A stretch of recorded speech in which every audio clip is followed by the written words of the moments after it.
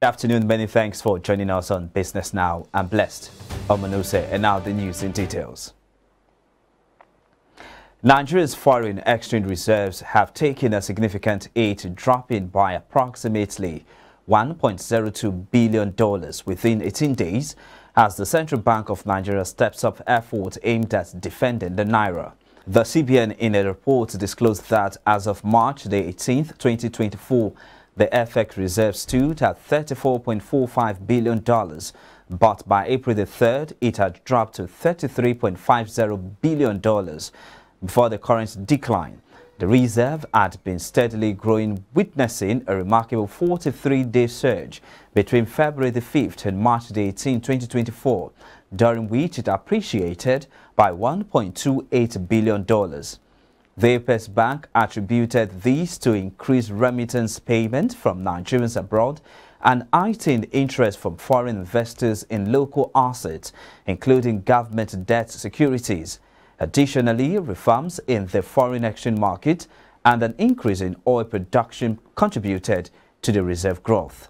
However, the trend since March 18th indicated a significant drawdown in the reserve. After peaking at $34.45 billion, it gradually declined to $34.39 billion in March the 19th, $33.57 billion by April the 2nd, and finally $33.5 billion by April the 3rd. This rapid decline of $1.02 billion within 18 days underscores the pressure on the reserve as efforts continue to stabilize the local currency.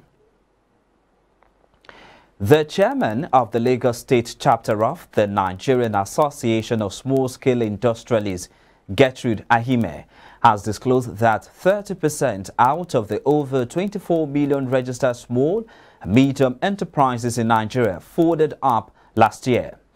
Ahime, in an interview with journalists in Lagos, attributed the business closure to the recent removal of petrol and electricity subsidy by the federal government.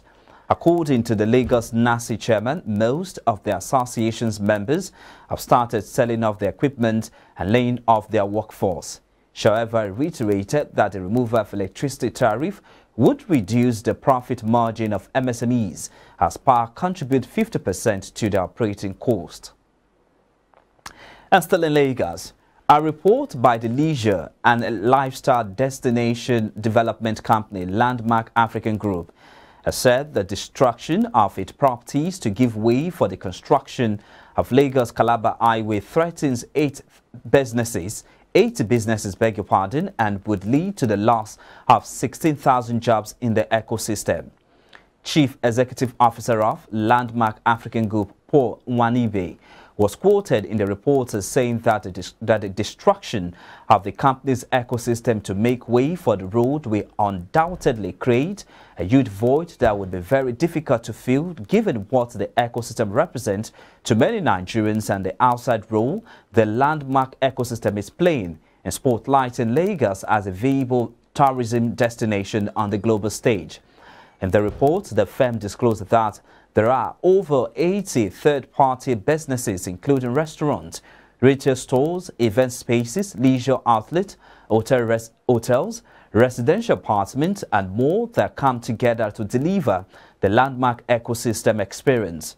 Adding that, as of the 80, additionally, Landmark and the businesses that reside within the ecosystem employ over 4,000 people directly and 12,000 people indirectly. Many of these businesses are fueled directly by members of the local community in which Landmark resides. To the power sector now. The Nigerian Electricity Regulatory Commission, that's NERC, has directed power distribution companies to refund all overbilled Band B customers by April the 11th. The directive came amid complaint from customers not on Band A, who are now being made to pay 225 naira kilowatt per hour for electricity. It will be recalled that on Wednesday, the federal government said it will no longer pay subsidy on electricity consumed by Band A customers, but others would continue to pay the old rate. However, as DISCOs upgraded their payment platforms, some customers on Band B, C, D, and E said they were made to pay the 225 naira per kilowatt per hour instead of the old tariff, and as a result, the NEC said it had directed all electricity distribution companies to refund the affected customers. The discos were also required to immediately post on their website the schedule of approved Band A feeders that have been affected by the rate review.